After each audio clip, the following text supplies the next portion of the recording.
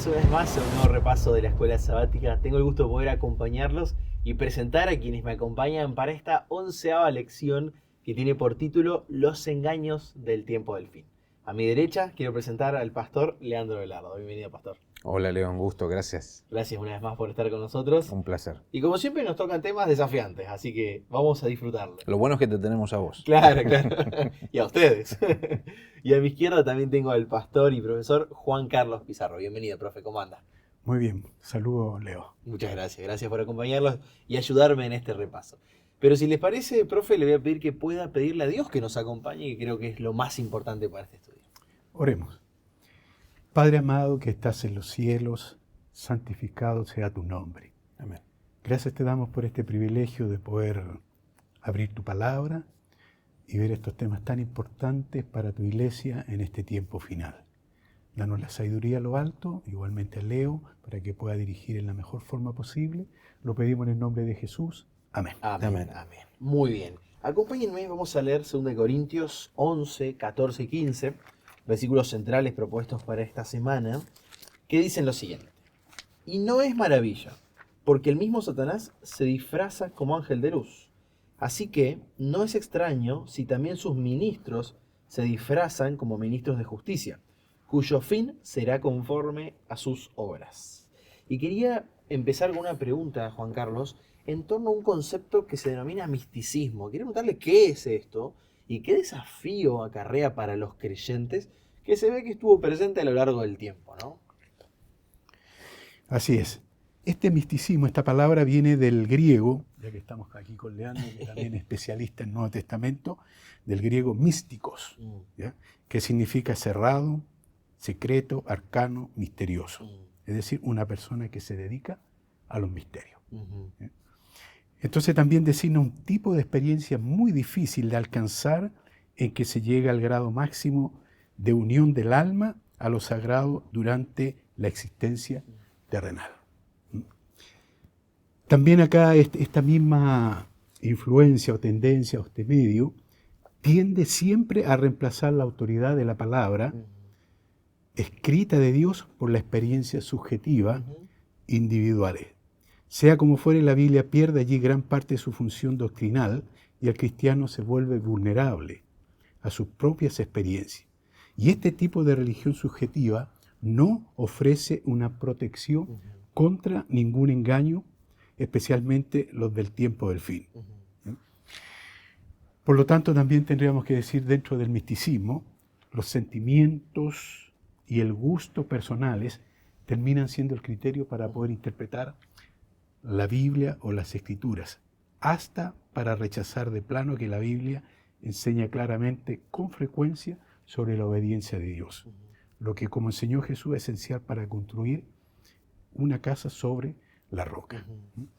Así que más o menos eso es lo que he podido entender acerca del misticismo, ¿ya? Una influencia de este tiempo, pero sí yo me hago la pregunta a nosotros, ¿cómo podemos luchar contra este misticismo, ¿ya? En este tiempo? ¿Ya? Entonces hay un pasaje en la Biblia, Mateo 7, capítulo 7, versículo 21 al 27, donde se habla de una doble parábola del hombre insensato y del hombre prudente o sensato, ¿ya? Que está en un contexto del Sermón del Monte, ¿ya? Entonces dice acá, dice versículo 24, cualquiera pues que me oye estas palabras y las hace, le compararé a un hombre prudente que edificó su casa sobre la roca. ¿Ya? Descendió lluvia, vinieron ríos, soplaron viento y golpearon contra aquella casa y no cayó porque estaba fundada sobre la roca. Aquí tenemos al primer hombre, el prudente, el sensato, dice que edificó su casa sobre la roca. ¿Ya? Entonces esto es una conclusión del Sermón del Monte, las enseñanzas de Jesús, esa enseñanza que nos ha dejado. Claro. ¿Ya? Entonces te das cuenta cómo este misticismo va contra aquellas cosas, interpreta de una manera que no corresponde las Sagradas Escrituras, y entonces aquí nos muestra claramente que el fiel Hijo de Dios en el tiempo final debe construir su casa sobre la roca. Es una figura. Es decir, cómo nosotros podemos construir nuestro carácter semejante al de Jesús en el mismo Jesús. ¿Ya? Y por el otro lado tenemos al que dice, pero cualquiera que me oye estas palabras y no las hace, le compararé a un hombre insensato que edificó su casa sobre la arena, y descendió lluvia y vinieron río y soplaron viento, dieron con ímpetu contra aquella casa y cayó y fue grande su ruina. ¿Sí?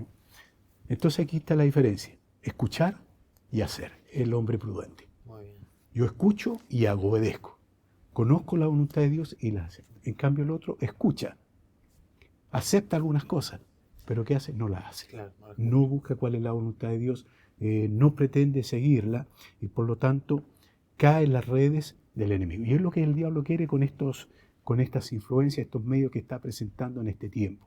Es decir, apartarnos de lo que es la palabra de Dios. No podamos interpretarla de la manera que corresponde.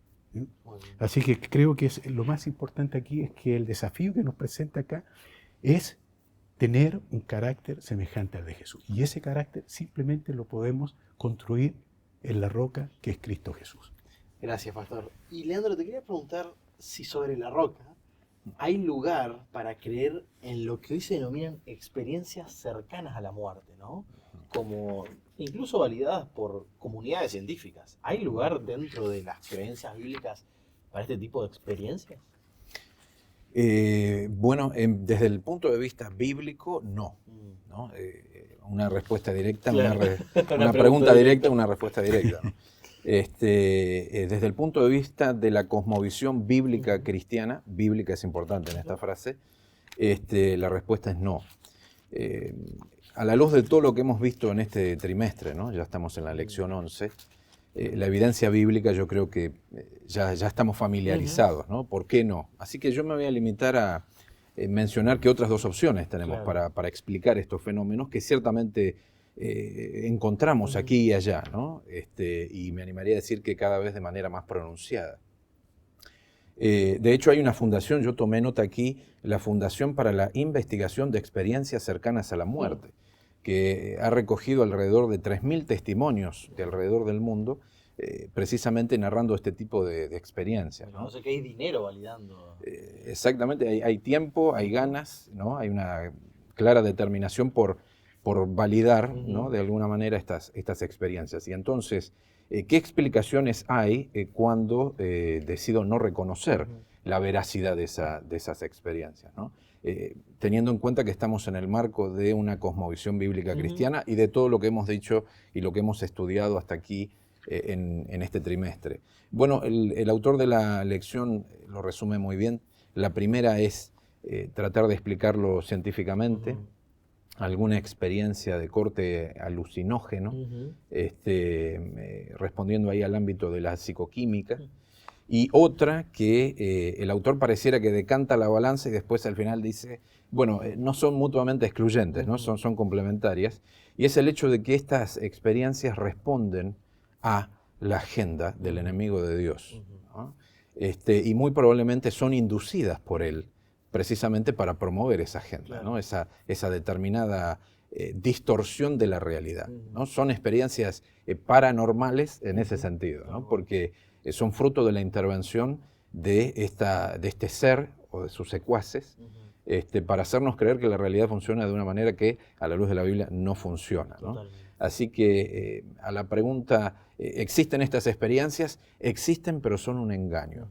Son un engaño o de la percepción, fruto de esto que decíamos antes, este fenómeno psicoquímico, neuroquímico, es un engaño de la percepción, o paranormal en el sentido de inducido por Satanás o sus secuaces, ¿no? Para hacernos creer. Me hiciste pensar que cuando cursaba la materia de psicología bíblica con el profe Felipe Freitas, él nos hablaba de que hay comunidades científicas que a lo que nosotros llamaríamos una posesión demoníaca, ellos las denominan experiencias cumbre, ¿no? Entonces, cómo incluso el diablo ha intentado a través de lo que hoy es conocimiento válido, como es la ciencia, ¿no es cierto?, aceptado, denominar diferente a cosas que la Biblia llama como pecado, ¿no es cierto? Y me hizo pensar esto, profe, también, y pedirle una síntesis de qué dice la Biblia al respecto de la reencarnación, porque es una creencia ampliamente extendida en Oriente, que incluso hay músicos, estoy pensando en los Beatles, famosa banda inglesa, ¿no es cierto?, que adoptaron muchos de estos elementos culturales y lo trajeron a Occidente a través de su música. ¿La Biblia da lugar para el fenómeno de la reencarnación? Bueno, también una respuesta no. Y aquí quedaría. Pero hay que darlas, ¿no? Claro, hay que darlas. ¿Ya? De alguna manera busqué también una definición con respecto a la reencarnación. Colocamos acá, dice, la creencia consistente en que la esencia individual, dice, de las personas empieza una nueva vida en un cuerpo o forma física diferente después de su muerte biológica. Entonces esto también se enmarca dentro de esta influencia que tiene el diablo para poder tergiversar la palabra de Dios, que es la reencarnación. Y tal como tú lo dijiste, las principales religiones del mundo tienen esta doctrina de la reencarnación. ¿Ya? Y la pregunta sería, como tú dices, ¿qué dice la Biblia acerca de la reencarnación? Simplemente acá tendríamos que decir lo siguiente, hay algunos puntos, tal cual los menciona la lección de este día. En primer lugar, esta teoría contradice las enseñanzas bíblicas de la mortalidad del alma, y en segundo lugar niega la doctrina de la salvación por gracia mediante la fe en la obra redentora de Jesucristo y la reemplaza por obras humanas. Claro. ¿Ya? Entonces Pablo mismo dice, no por obras para que nadie se gloríe, sino que la salvación es un don de Dios, es un regalo de Dios. No lo merecemos, pero Dios en su amor y misericordia nos regala. En tercer lugar, la teoría contradice la enseñanza bíblica de las decisiones que tomamos en la vida, que deciden nuestro destino eterno. Hay muchas parábolas, muchos pasajes en la Biblia que nos menciona los destinos que las personas van a tener. Los que hicieron la voluntad del Señor, estos irán a la vida eterna. Claro. Y los que no, irán a condenación eterna. Ahí tenemos las parábolas de Mateo 22, Mateo 25. En Apocalipsis tenemos la siembra de los cereales, la siembra de la vendimia de la fruta, ¿ya? La iglesia de Dios, la iglesia ramera, ¿ya? Entonces cada uno toma sus decisiones y ese va a ser el destino que va a tener. En cuarto lugar, esta teoría minimiza el significado y la relevancia de la segunda venida. La segunda venida es la nota tónica que nosotros encontramos en la Biblia. Desde el comienzo, desde Enoc mismo, que profetizó que el Señor vendría con millares y millares de ángeles, hasta el Apocalipsis, los últimos versículos, ciertamente vengo en breve. ¿Ya? Y por último, y en quinto lugar, la teoría propone oportunidades después de la muerte. ¿Ya? Si alguien no se portó bien, a lo mejor en la otra vida se puede portar bien, ¿ya? Y para que alguien todavía supere los escollos de la vida, lo cual no es bíblico. Y el apóstol Pablo también en Hebreos 9:27 dice, esta establece que los hombres mueran una sola vez, claro, y no que van a estar muriendo cada cierto tiempo. ¿Ya? Así que ese resumen que hay, que nos da la palabra de Dios contra la reencarnación. La respuesta corta es no, pero la respuesta larga ya la tenemos. Leandro, te quería preguntar en torno a lecciones espirituales para nosotros acerca de consultar o intentar consultar a los muertos, porque esa es la realidad, es un intento que no se puede. Pero ¿qué podemos aprender de la experiencia del rey Saúl intentando consultar a Samuel por medio de la divina de Endor? ¿Qué lecciones podemos aprender de esto? Muy bien, tal vez decir primero, consultar los muertos en sí mismo es un oxímoron, tal cual. ¿no? Es una contradicción en términos, ¿no? Desde el punto de vista bíblico-teológico. Simplemente para conectar esta pregunta con lo que decíamos antes. Pero claro, tal vez una lección espiritual, tal vez la principal, ¿no? Hay mucho para decir de esta historia, de este incidente tristísimo, ¿no? De este rey del pueblo de Dios. Pero Saúl sabía que estos no eran los medios de comunicación que Dios empleaba, ¿no? De hecho, el capítulo 28 de 1 de Samuel, versículo 3, nos dice que Saúl había arrojado de la tierra a los encantadores y adivinos, ¿no? Y esto estaba en armonía con lo que Dios ya había dicho en el Pentateuco, etc. O sea que no había falta de conocimiento por parte de Saúl respecto de este punto. Claro. Y sabiendo, recurre a esto, ¿no? De paso, sabemos también que Saúl conocía muy bien cuáles eran los medios de comunicación divinos. Aparecen listados allí en el versículo 6, la última parte. Sueños, Urim y profetas. Él consultó a Jehová y Jehová no respondió ni por sueños, ni por Urim, ni por profetas. no estaban las sesiones espiritistas cananeas No, claro. entre las posibilidades de comunicación, ¿no? Así que él se había encargado, él había sido el que había materializado este principio divino, ¿no? Esta exhortación por parte de Dios de expulsar a esta gente de entre su pueblo, y al mismo tiempo conocía los medios de comunicación. Pese a todo este conocimiento, consulta a la mujer en un momento, nos dice el versículo 5, de gran desesperación, ¿no? Y entonces la lección espiritual, de las muchas que podemos explicar de aquí, es el conocimiento solo no basta. Nosotros podemos saber bíblicamente que muchas de estas cosas no tienen sentido, no tienen coherencia interna, no se sostienen, no resisten un examen bíblico riguroso, y pese a todo, ¿no? Frente a una situación difícil, porque tenemos el deseo de creer, podríamos avanzar en este tipo de prácticas. Y la prueba de ello es Saúl, que con toda la información que tenía, en un estado de desesperación, de gran dolor, de desesperanza, acudió a la bruja o la adivina de Endor. ¿No? Lo cual no es una buena idea. No. Esa es una gran lección, Bueno, ¿no? nuevamente, prueba de ello cómo termina el relato, ¿no? Tal cual, fantástico. Nos quedan muy pocos minutos y tengo 2 preguntas muy buenas para hacerles. Juan Carlos, te tengo el desafío de preguntarte, ¿qué son aquellas apariciones que la gente experimenta? Me ha pasado en mi corta experiencia pastoral, gente que viene y me consulta, Cape, pastor, me pasó esto. ¿Qué es? Y creo que sería muy bueno poder plantearlo y dejarlo aquí también en el repaso, ¿no? ¿Qué seguridad encontramos en la Biblia acerca de estos fenómenos o apariciones que la gente también experimenta? Bueno, el pasaje que tenemos clave acá, que fue, dice, y no es maravilla porque el mismo Satanás se disfraza como ángel de luz, así que no es extraño si también sus ministros se disfrazan como ministros de justicia, cuyo fin será conforme a sus obras. Sin duda que el diablo de alguna manera también, de acuerdo a lo que está en su palabra y en los escritos de Elena G. White, él va a asemejar la venida de Jesús, ¿no? Y va a ser un engaño irresistible. Pero nosotros no tenemos por qué caer en el engaño si nuestras vidas están cimentadas en su palabra.